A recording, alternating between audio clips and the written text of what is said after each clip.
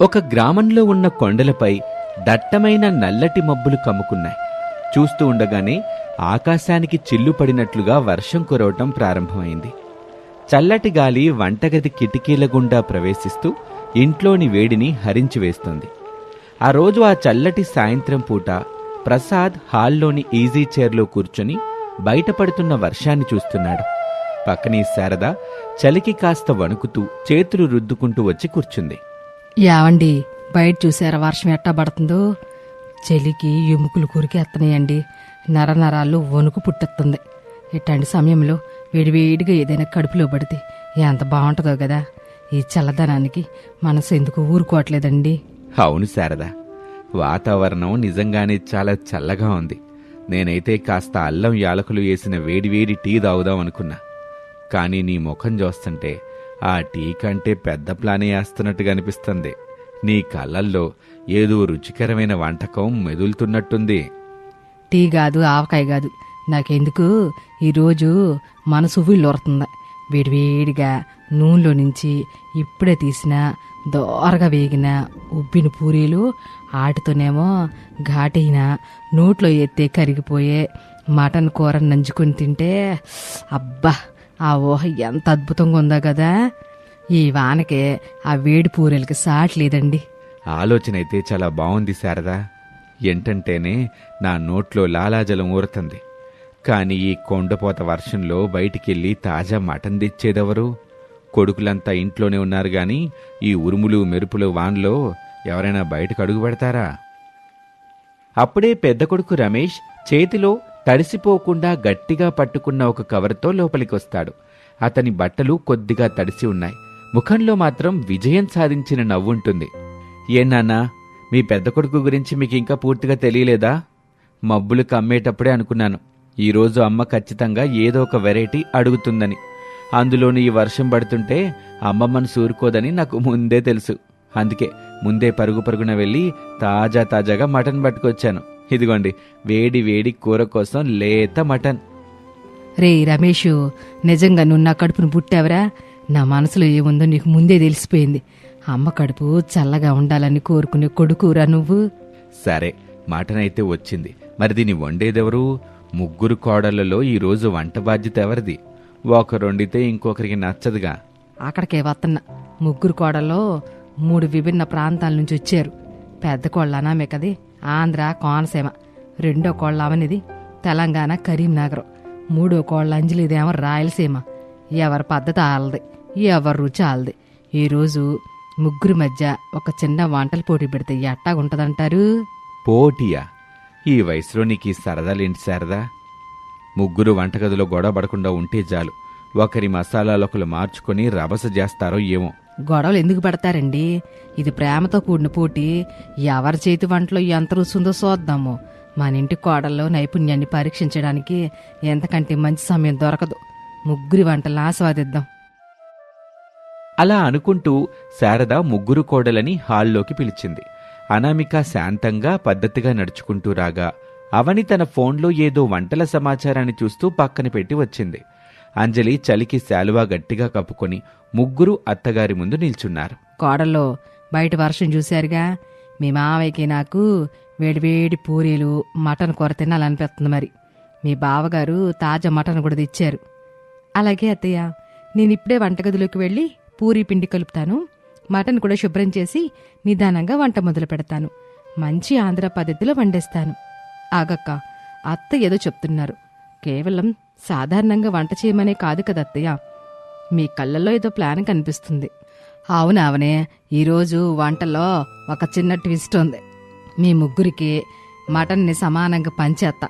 అనామేకేమో ఆంధ్ర శైలిలో, అవని నువ్వేమో తెలంగాణ శైలిలో, అంజలి రాయలసీమ శైలిలో మటన్ కూర ఉండాలి. పూరీలు మాత్రం అందరికీ సమానంగా విడివిడిగా చేద్దాము. ఎవరి మటన్ కూర రుచి అద్భుతంగా ఉండి మా మనసును గెలుచుకుంటారో వారికి నా దగ్గర నుంచి ఒక ప్రత్యేకమైన విలువైన బహుమతి ఉంటది. రాయలసీమ శైలి అంటేనే ఘాటుగా కేర్ ఆఫ్ అడ్రస్ అత్తయ్యా. మా సీమ మసాలాల దెబ్బకి ఈ చలి పట్టా పంచులు కావాల్సింది. పోటీ అనగానే నాకు ఇంకా ఉత్సాహం వచ్చేసింది. కడప కారం రుచి ఈరోజు మామయ్యకి చూపించాల్సిందే. చూద్దాం అంజలి. తెలంగాణ నల్ల మటన్ కూర రుచి చూడాలే కాని నోట్లో లాలాజలం ఊరాల్సిందే. బగారా సువాసనలతో నల్ల మిరియాల ఘాటుతో కూరొండితే అత్తయ్య నాకే ఫస్ట్ ప్రైజ్ ఇస్తారు. మా కరీంనగర్ వంటల ముందు ఏదైనా సరిపోతాయా? మీ ఇద్దరి ఉత్సాహం బాగుంది చెల్లెమ్మలు. కాని ఆంధ్ర సాంప్రదాయ వంటకంలో ఉండే ఆ నేతి సువాసన, నిదానంగా ముక్కకి మసాలాలు పట్టించి ఉడికించే పద్ధతి ముందు ఏవైనా నిలుస్తాయా? అత్తయ్యకి ఏ రుచి నచ్చుతుందో వండిన తర్వాత వారే చెప్తారు. ఓపికే వంటకి అసలు సిసలైన రుచినిస్తుంది. శాబాష్, మీ ముగ్గురు నమ్మకం నాన్న ఇచ్చింది. వంటగదిలోకి వెళ్ళి మీ స్టైల్లో మసాలాలు సిద్ధం చేసుకోండి. మేము హాల్లో కూర్చొని ఆ సువాసనల కోసం, మీ వంటల పోరు కోసం ఎదురు చూస్తా ఉంటాము. అలా అంటూ వంటగది 3 రణరంగాలుగా విడిపోయింది. ఒక పక్క అనామిక ఉల్లిపాయల్ని ఎంతో ఓపికతో సన్నగా తరుగుతూ అల్లం వెల్లుల్లి పేస్టుని రోట్లో వేసి స్వయంగా నూరుతుంది. మరోపక్క అవని ధనియాలు, లవంగాలు, నల్ల మిరియాలు, గసగసాలను పెనంపై డ్రై రోస్ట్ చేస్తూ ఆ సువాసనల్ని ఇల్లంతా వెదజల్లుతుంది. ఇంకో పక్క అంజలి ఎర్రటి కడపకారం, ఎండుమిర్చి పొడిని రోట్లో దంచుతూ సిద్ధం చేసుకుంటుంది. కొడుకులు ముగ్గురు వంటగది గుమ్మం దగ్గర నిలబడి ముక్కులు తిప్పుకుంటూ ఈ వేడుకను చూస్తున్నారు. ఏంటో అరుణ్, వంటింట్లో చూస్తుంటే ఇండియా పాకిస్తాన్ యుద్ధం జరుగుతున్నట్టుంది. ఇటు చూస్తే ధనియాల సువాసనలు ముక్కును లాగుతున్నాయి, అటు చూస్తే కారం పొగలు కళ్ళల్లో నీళ్లు తెప్పిస్తున్నాయి. అవునన్నయ్య, అంజలి కారం దంచుతుంటే ఇక్కడ ముక్కు తిరుగుతుంది. తుమ్ములసలు ఆగేలా లేవు. ఈరోజు నా అన్న పరిస్థితి ఏంటో అనిపిస్తుంది. ఈ కారానికి ఏం తట్టుకోగలరా? మీరిద్దరూ నోళ్లు మూసుకొని నిశ్శబ్దంగా ఉండండి. అనామిక వంట చూసారా ఎంత ప్రశాంతంగా పద్ధతిగా చేస్తుందో. గిన్నెలో కాస్త ఆవు నెయ్యి వేసి, బిర్యానీ ఆకు, షాజీరా వేసి నిదానంగా ఉల్లిపాయల్ని దోరగా వేయిస్తుంది. వంటంటే ఓపిగ్గా చేయాలి. హడావుడి పడితే రుచి చెడిపోతుంది. బావగారు, మీ భార్యకి సపోర్ట్ చేయడం బాగానే ఉంది గాని మా కరీంనగర్ ఘాటు తగిలితే అత్తయ్య మురిసిపోవాల్సిందే. సురేష్, కాస్త నిలబడింది చాలు కాని ఆ కొబ్బరి ముక్కలు కొద్దిగా పుదీనా అందివ్వవా? ఇదిగో వచ్చా, పోటీలో నీకు నా పూర్తి సహాయ సహకారాలు ఉంటాయి. ఆన్లైన్లో ఏమైనా కొత్త మటన్ రెసిపీ టిప్స్ కావాలా అని? స్పెషల్ గ్రేవీ ట్రిక్స్ ఏమైనా చూసి చెప్పమంటావా? అవసరం లేదు. నా మెదడే ఒక పెద్ద రెసిపీ బుక్. ఈరోజు నల్ల మిరియాల పొడి, నూరిన గరం మసాలా పేస్ట్ వేసి చిక్కటి గ్రేవీ తయారు చేస్తాను. పూరీ ముక్క తుంపి అందులో ముంచితే వెన్నెలా జారిపోవాలి, అంతే. ఆ రుచికి అత్తయ్య ఫ్లాట్ అయిపోవాల్సిందే. అరుణ్, నువ్వైనా నాకు సహాయం చే. ఆ ఎర్ర మిరపకాయల్ని రోట్లో వేసి కాస్త కారం దంచివు. మిక్సీలో వేస్తే ఆ రోటి కారానికి ఉండే అసలైన రుచి రాదు. మా రాయలసీమ మటన్ కూరలో ఈ రోటి కారం వేస్తేనే అసలైన మజా. దంచడమా? ఈ చలిలో నా వల్ల కాదు బాబాయ్. కారం కంట్లో పడితే రోజంతా ఏడవాలి. నేను దూరం నుంచి కేవలం నిన్ను ఎంకరేజ్ మాత్రం చేయగలనంతే. అంజలి, అంత ఘాటు వేస్తే అత్తయ్య తినగలరా? వారికి వయసు పైబడింది కదా, గొంతు మండుతుంది, కడుపులో మంటొస్తుంది. కాస్త చూసెయ్యమ్మా. అయ్యో అక్క, రాయలసీమ వంటల్లో కేవలం కారమే కాదు, దాన్ని బ్యాలెన్స్ చేయడానికి చిక్కటి కొబ్బరిపాలు, జీడిపప్పు పేస్ట్ కూడా వేస్తాం. అది ఘాటుని సమం చేసి అద్భుతమైన కమ్మని రుచినిస్తుంది. తింటుంటే కన్నీళ్లు రావాలి కానీ మనసేమో ఇంకా ఇంకా తినాలనిపించాలి. అదే మా సీమ వంటకం ప్రత్యేకత. నిజమే, ఎవరి స్టైల్ వాళ్ళది. నేనైతే ఈరోజు మన సాంప్రదాయ ఆంధ్ర మటన్ కూరతో కాస్త గోంగూర వేసి పేస్ట్ చేసి వండుతున్నాను. పుల్లపుల్లగా కారంగా ఉండే గోంగూర మటన్ పూరీలోకి అద్భుతమైన కాంబినేషన్. అత్తయ్యకి కూడా పులుపంటే ఇష్టం కదా అని చేస్తున్నా. అబ్బో, గోంగూర మటనా? అక్క, నువ్వు చాలా తెలివైన ప్లాన్ వేసావు. అత్తయ్య బలహీనత మీద దెబ్బ కొడుతున్నావు. కానీ నా మటన్లో వేసే ప్రత్యేకమైన గరం మసాలా వాసన చూడండి. ఇప్పుడే ఇల్లంతా ఎలా వ్యాపిస్తుందో. పొరుగు వీధి వరకు నా కూర వాసన వెళ్లాల్సిందే మరి. అలా అనుకుంటూ వంటింట్లో పాత్రల చప్పుడు, గరిటెల కదలికలు, రకరకాల మసాలాల సువాసనలు గాలిలో కలిసిపోతున్నాయి. 3 పొయ్యిలపై 3 విభిన్న ప్రాంతాల మటన్ కూరలు ఘుమఘుమలాడుతూ ఉడుకుతున్నాయి. బయట వర్షం మరింత జోరందుకుంది.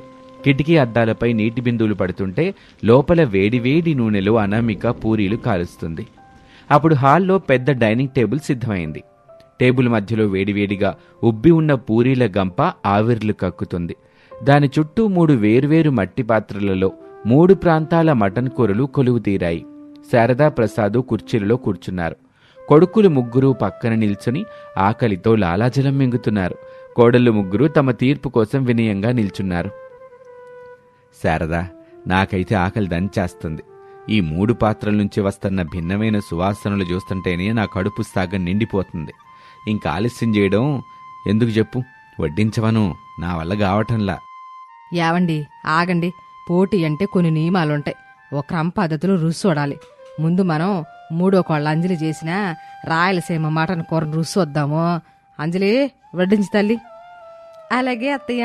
ఇదిగోండి, ఎర్రటి రోటి కారంతో జీడిపప్పు, చిక్కటి కొబ్బరి పాలు చేసిన కడప స్పెషల్ ఘాటైన మటన్ కూర. అలా అనగానే శారద పూరి ముక్కను త్రుంచి ఎర్రటి గ్రేవీలో ముంచి ముక్కతో సహా నోట్లో పెట్టుకుంది. ప్రసాద్ కూడా ఒక పెద్ద ముక్కని నోట్లో వేసుకున్నారు. అబ్బా, నోట్లో పెట్టగానే కారం జివ్వు మంది. కానీ వెంటనే ఆ కొబ్బరిపాలు, జీడిపప్పు వల్ల వచ్చిన తీపిదనం వల్ల ఆ ఘాటును మింగేసి కమ్మని రుచి వచ్చిందమ్మా. ఈ చలికి ఈ వేడివేడి ఘాటైన కూర తింటుంటే ఒంట్లో చలి ఎగిరిపోయి చెమట్లు బొడుతున్నాయి. చాలా అద్భుతమైన బ్యాలెన్స్ చేసావు అంజలి. అవునంజలి, ఈ కూర తింటంటే నా జలుబు ఇప్పుడే వదిలిపోయినట్టు అనిపిస్తుంది. ఘాటున్న గొంతుకు హాయిగా ఉంది. చాలా అద్భుతంగా ఉండేవు తల్లి. ధన్యవాదాలు మావయ్య. థ్యాంక్స్ అత్తయ్య. సరే, ఇప్పుడేమో 2వ కోళ్ళ అవని చేసిన తెలంగాణ కరీంనగర్ శైలి మటన్ కూర రుసొద్దామా? అవనే వడ్డించమ్మా. ఇదిగోండి అత్తయ్య, స్పెషల్ గరం మసాలా, నూరిన గసగసాలు, నల్ల మిరియాల పొడితో చేసిన తెలంగాణ నాటు నల్ల మటన్ కూర.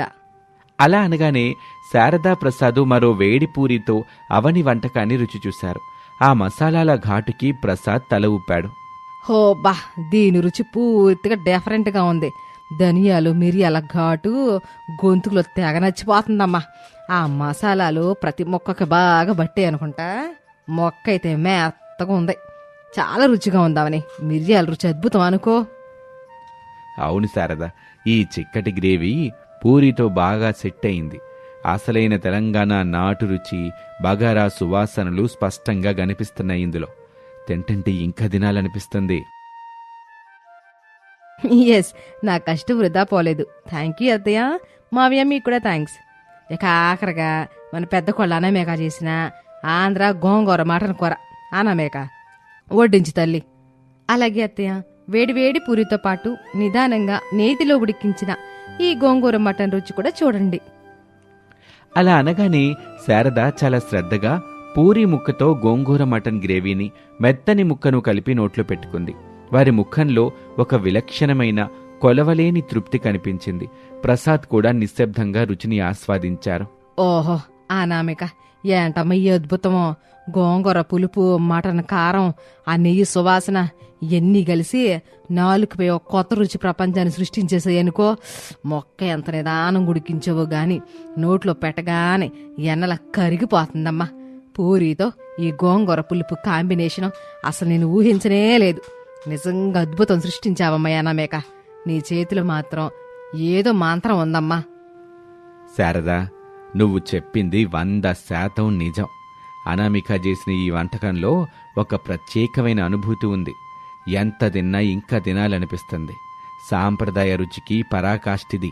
ఈ వానకి, ఆ పూరీలకి ఈ గోంగూర మటను అమృతంలా సరిపోయింది. చూసావా సురేష్, అనామిక వంట దెబ్బ ఎలా ఉందో? అమ్మా నాన్న ఎలా మురిసిపోతున్నారో. పెద్దరికం అంటే ఊరికే రాదు మరి. ఒప్పుకోవాల్సిందే అన్నయ్య. వదించేసిన గోంగూర మటన్ రుచి, ఆ సువాసన వేరే లెవెల్లో ఉంది. నాకు ఆకలి తట్టుకోలేకుండా ఉంది. అలా అనుకుంటూ శారద కాసేపు ఆలోచించి లోపలికి వెళ్లి తన గదిలో ఉన్న 3 అందమైన వెండి గాజుల జతల్ని తీసుకొచ్చింది. టేబుల్ దగ్గరికొచ్చి 3 కోడళ్లను దగ్గరకు పిలిచింది. కోడల్లో, ఈరోజు మీ ముగ్గురి వంటలు తిన్న తర్వాత నా మనసు చాలా సంతోషపడిందమ్మాయి. వంట చేయడం వేరు, ప్రేమతో చేయడం వేరు. మీ ముగ్గురి వంటల్లోనూ నాకు ఆ ప్రేమ కనిపించింది. అంజలి వండిన రాయలసీమ మటన్లో చురుకుదనాన్ని నింపితే, ఆవుని వండిన తెలంగాణ మటన్ అయితే మాకు ఇంకో తృప్తి ఇచ్చింది. మరి విజేత ఎవరత్తయ్య? విజేత గురించి చెప్పాలంటే పెద్ద కోళ్ళ అనామేక చేసిన గోంగూర మటన్ కూర ఈరోజు వాతావరణానికి, మా రుచికి అత్యంత అద్భుతమైన రుచినిచ్చిందమ్మాయి. తన అనుభవం, ఓపిక ఆ వంటల్లో స్పష్టంగా కనిపించాయి. అందుకే ఈరోజు అనామేక నా దగ్గర నుంచే ప్రత్యేక ప్రశంసలు పొందుతుంది. అలా అంటూనే శారద అనామిక చేతికి వెండి గాజులు తొడుగుతూ, ఇది నీకోసమే అనామిక. చాలా ధన్యవాదాలు అత్తయ్య. మీ మెప్పు పొందడమే నా పెద్ద బహుమతి. అయితే నా ముగ్గురు కోడలు నాకు సమానమే. అంజలి అవని కూడా ఎంతో కష్టపడి అద్భుతమైన రుచులు అందించారు. అందుకే మీ ముగ్గురికే నా ప్రేమపూర్వక బహుమతులు. అలా అంటూ శారద మిగిలిన ఇద్దరికి కూడా వెండి గాజులు తొడిగింది. థ్యాంక్స్ అత్తయ్య, మీరు చాలా మంచివారత్తయ్య. సరే, మీ బహుమతుల పర్వం పూర్తయిందిగా, ఇక మాకు కూడా ఆకలేస్తుంది. అందరం కలిసి కూర్చొని ఈ వర్షంలో వేడివేడి పూరీలు, ఈ 3 రకాల మటన్ కూరల్ని ఆస్వాదిద్దాం గాని రండి. అలా బయట వర్షం ముసురు పడుతూనే ఉంది, చల్లటి గాలి వీస్తూనే ఉంది. కాని ప్రసాద్ ఇంట్లో మాత్రం వేడివేడి మటన్ పూరీల ఘాటు, కుటుంబ సభ్యుల నవ్వులు, ముగ్గురు కోడళ్ల ఐక్యత ఆ ఇంటిని ఒక స్వర్గంలా మార్చేశాయి. అనామిక తన చేతి వంటతో అత్తగారి మనసు గెలుచుకుని తోటి కోడలను కలుపుకుంటూ ఆ కుటుంబంలో సుఖ సంతోషాల వెలుగులు నింపింది. ఆ రోజు నుంచి ఆ ముగ్గురు కోడళ్ళు మరింత ప్రేమతో, ఐకమత్యంతో కలిసిమెలిసి జీవనం కొనసాగించారు. ఇది వాల్టి కథ. మరొక ఆసక్తికర కథలో మళ్ళీ కలుద్దాం. అంతవరకు సెలవు, నమస్తే. ప్రసాద్ కుటుంబంలో అనామిక చాలా తెలివైంది. ఇంటి పనులన్నీ చక్కగా చేస్తుంది. కానీ ఆమెలో ఒక చిన్న లోపం ఉంది. అదేంటంటే ఆమె మహాపిసినారి. ప్రతి దాంట్లోనూ 100 లెక్కలు వేసుకుని పైసా పైసా ఆదా చెయ్యాలని చూస్తుంది. ఇంట్లో కరెంటు బిల్లు, కిరాణా సరుకులు, ఆఖరికి కూరల్లో వేసే నూనె దగ్గర కూడా విపరీతమైన పొదుపు పాటిస్తూ ఉంటుంది. ఒకరోజు ఉదయం నుంచి బయట కుండపోత వర్షం పడుతుంది. చల్లటి గాలికి వాతావరణం ఎంతో ఆహ్లాదంగా మారింది. ప్రసాదు, శారద ఇద్దరూ వరండాలో కూర్చుని వర్షాన్ని ఆస్వాదిస్తున్నారు. రమేష్ పేపర్ చదువుతున్నాడు. యావండి, చూసారా బయట వర్షం ఎంత దంచి కుట్టేస్తుందో? గిలగిలా వణికిపోయేలాగా ఈ చలిగాలి ఒంటికి తగులుతా ఉంటే నాకైతే నూరు పీకేస్తుంది. ఎముకలు కొరికేసేలా ఉన్నా ఈ వాతావరణానికి ఏవైనా కరకరలాడతా నోట్లో వేసుకోగానే కారంగా వేడివేడిగా పొగలు గక్కే స్నాక్స్ తినాలనిపిస్తుంది. అవును శారద, నువ్వు అక్షరాల నా మనసులో ఉన్న మాటే చెప్పావు. ఈ వాన జోరు చూస్తుంటే నాకు అలాగే ఉంది. ఇట్లాంటి కుండపోత వర్షంలో కిటికీ పక్కన కూర్చుని ఆ వాన చినుకుల చప్పుడింటా, ఓ కప్పు ఘాటైన అల్లం యాలకులు టీ తాగుతూ ఎర్రగా కాలిన వేడివేడి ఉల్లిపాయ పకోడీలు తింటే ఆహా, ఆ మజానే వేరుగా. ఈ చలికి అంతకంటే కావాల్సిందే ఉంది చెప్పు. అబ్బో నానా, మీరా పకోడీల ముచ్చటెత్తగానే నా నోట్లో కూడా లాలాజలం ఊరుతుంది.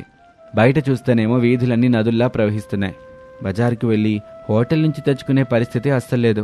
మన ఇంట్లోనే అనామిక ఉంది కదా, తన చేత వేడివేడిగా చేయించుకుందాం.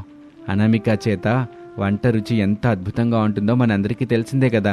అవునరా బాబు, తన చేతి వంట రుచిగా ఉంటదనేది నిజమే గాని నేను వెళ్ళి అడగాలంటేనే భయమేస్తుంది. మీ ఎక్కడ నూనె ఖర్చు అవుతుందని ఆనందం తాగిన మొహం పెట్టి క్లాసులు బీగుతూనని గుండె దడబడుతుంది. ఎందుకంటే ఆదివారం ఏదో సరదాగా పూరీలు చేయమని అడిగానా, డీప్ ఫ్రై చేస్తే నూనె అయిపోతుందని, పైగా ఆయిల్ రేట్లు కూడా ఆకాశాన్ని దాగుతున్నాయని ఏకంగా పొడి చపాతీలు చేసి నా చేతిలో పెట్టిందిరా. శారద, ఎప్పుడూ తనని అలా అనమాకు.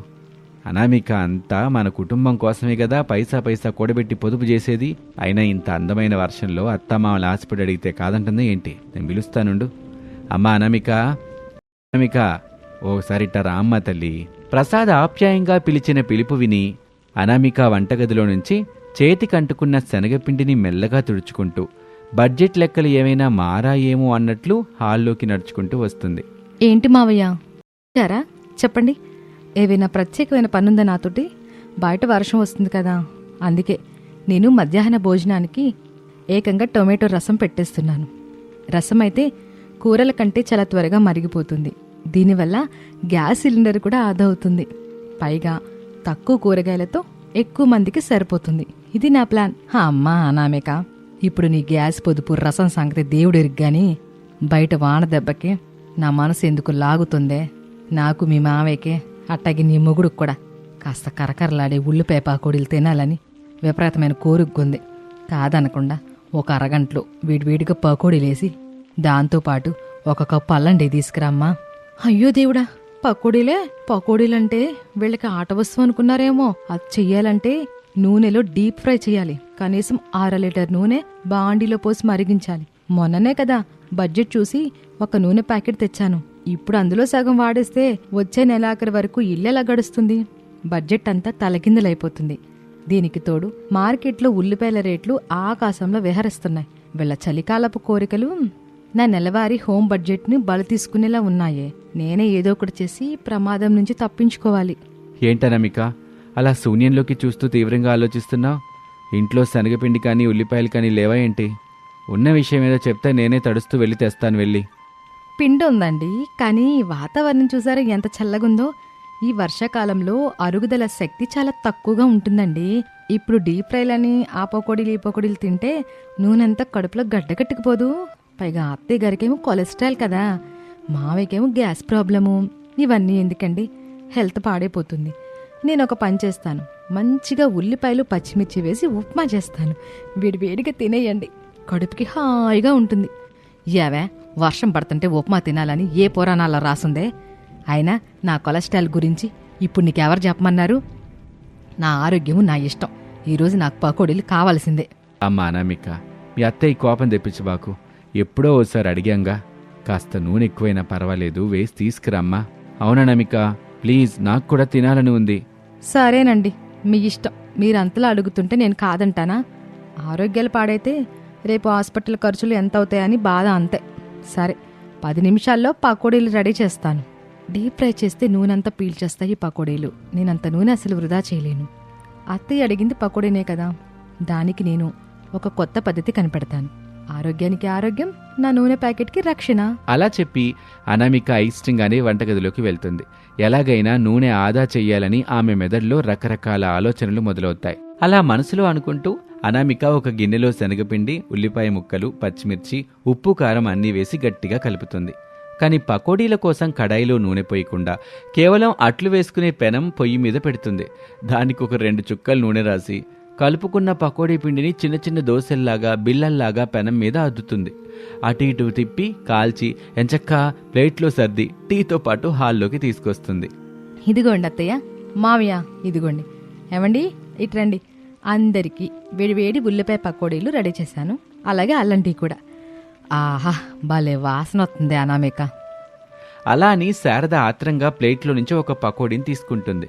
కానీ అది పకోడీలా కాకుండా ఏదో చిన్న సైజు అట్టులా చదునుగా గట్టిగా ఉంటుంది. శారద దాన్ని నోట్లో పెట్టుకుని కొరకటానికి ప్రయత్నిస్తుంది. కానీ అది కొరుకుడు పడదు, గట్టిగా లాగుతుంది. అది రబ్బర్లా సాగుతుంది తప్ప తెగదు. ప్రసాదు, రమేష్ కూడా చెరో పకోడీ నోట్లో పెట్టుకుని నమల్లేక నానా అవస్థలు పడుతూ ఉంటారు. యావే అనామిక, ఏంటే ఇది? పకోడీలు అడిగితే సైకిల్ ట్యూబ్ని కట్ చేసి పిండిలో ముంచి వేయించావయ్యా అంటే అసలు నలగట్లేదు, తెగి సావట్లేదు. నమలడానికి దవడలు నొప్పి పెడుతున్నాయి. అవునమ్మా అనామిక, ఇదేం పకోడీ తల్లి? నా కట్టుడు పళ్ళు ఊడి చేతికొచ్చేలాగున్నాయి. గట్టిగా కొరికితే ఏకంగా దవడ జారిపోద్దో ఏమో.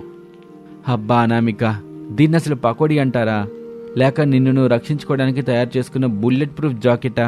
ఈ పకోడీని తీసుకెళ్లి గోడకేసి కొడితే తిరిగి వచ్చి నా తలకే తగిలేలా ఉంది. అస్సలు కరకరలాడడం లేదు, ముద్దలా రబ్బర్లా ఉంది. నూనెలో వేయించావా లేదా అసలు? కొంచెం ఆలోచించాను. పెనం మీద 2 చుక్కలు నూనె మాత్రమే వేసి వాటిని దోశల్లా కాల్చాను. దీనిని జీరో ఆయిల్ తవా పకోడీ అంటారండి. ఇంటర్నెట్లో కూడా చూశాను. ఏంటే తవా పకోడీ, గివా పకోడీ? నా కర్మ, నాకు పకోడీలు కావాలని అడిగాను చూడు. ఇంటర్నెట్లో దొరికితే చెత్తగా నాకు వచ్చి ప్రయోగాలు చేస్తావే. ఇట్లా చేయడం ఏమైనా పద్ధతిగా ఉంది నీకు? కొలెస్ట్రాల్ వచ్చిద్దని అసలు నూనె లేకుండా రబ్బర్ మొక్కలు చేసి పెడతావా? నా దవళ్ళు ఊడిపోతే డాక్టర్ దగ్గర తీసుకెళ్తావా? ఆ డాక్టర్ గారి ఫీజు కంటే నువ్వు దాచిన ఆ నూనె పావలవంతు కూడా పనిచేయదు కదా. శారదా, శాంతించు. పాపం, తను మన గురించిగా ఆలోచించింది. ఏవండి, మీరు ఊరుకోండి.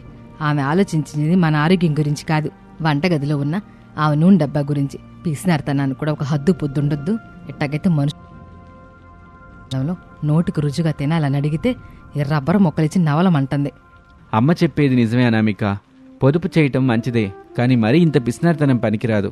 అప్పుడప్పుడు ఇలాంటి చిన్న కోరికలు తీర్చుకుంటేనే కదా ఇంట్లో వాళ్ళకి సంతోషం. నువ్వు ఇలా నూనె ఆదా చేసి సాధించేదేముంది? నాకు ఇవి అస్సలు నచ్చలేదు. నేను ఆన్లైన్లో స్విగ్గీలో మంచి రెస్టారెంట్ నుంచి డీప్ ఫ్రై చేసిన పకోడీలు ఆర్డర్ పెడుతున్నాను. ఒక 300 రూపాయలు అవుతుంది, అంతేగా? అప్పుడు రమేష్ ఆ మాట అనగానే 300 అనామిక చెవిలో పిడుగులా పడుతుంది. బయట ఫుడ్ కోసం 300 ఖర్చు చేయటం అని ఆమెకు గుండాగినంత పనవుతుంది. ఇప్పడబాకు, ఇది నా స్పెషల్ పకోడీ ఫండు. ఈ 100 రూపాయలు పట్టుకొని మన వంటగదిలో ఉన్న నూనె ప్యాకెట్ ధైర్యంగా వాడు తల్లి. నా భార్య కోరిక, నా కోరిక నువ్వే తీర్చాలమ్మా. బయట ఫుడ్ మనకొద్దులే. అవునే అనామిక, ఆ బయట నూనె కంటే మన ఇంట్లో నూనె ఎంతో మేలు. డబ్బులు మీ మామ ఇస్తున్నారుగా, ఇక నూనె బాటిల్ పట్టుకుని ఆడకుండా వెళ్ళి మంచిగా డీప్ ఫ్రై చేసుకుని తీసుకురా. మావయ్య, మీరు డబ్బులు ఇవ్వాలా? పర్వాలేదులేండి. అయినా మీరు అంతలా బ్రతిమలాడుతుంటే నేను కాదంటానా?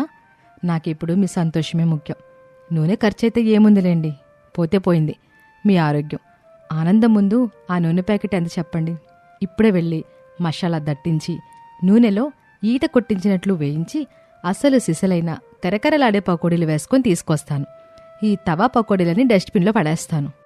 అప్పుడు అనామిక మాటలకి ప్రసాదు, శారద, రమేష్ ముగ్గురు ఒకరి ముఖాలు ఒకరు చూసుకుని పగలుబడి నవ్వుతారు. డబ్బులు చూడగానే అనామిక ఆరోగ్య సూత్రాలన్నీ మర్చిపోయిందని వాళ్ళకి అర్థమవుతుంది. 10 నిమిషాల్లో అనామిక వంటగదిలో కడాయి పెట్టి బాగా నూనె పోసి అద్భుతమైన సువాసనతో కరకరలాడే ఉల్లిపాయ పకోడీలు వేయించి తీసుకొస్తుంది. ఇదిగోండి అత్తయ్య, స్పెషల్ పకోడీలు. ఇప్పుడు కొరికి చూడండి. మీ దవడలు కాదు, పకోడీలు మాత్రమే కరకరమంటాయి. ఆహా, పకోడీ అంటే ఎట్టా ఉండాలే అనామిక. ఇందాక రబ్బర్ మొక్కల్ని దీనికి ఎంత తేడా ఉంది చూసావా? నీ చేతి వంటలో నిజంగా అమృతం ఉంది పెచ్చదాన. ఈ నూనె చుక్కలు చూసుకొని ఆ రుచిని ఎందుకు పాడు చేస్తావు? అద్భుతం అమ్మా. వర్షం పడుతుంటే ఈ పకోడీలు తింటంటే ఆహా, స్వర్గంలో ఉన్నట్టుందనుకో.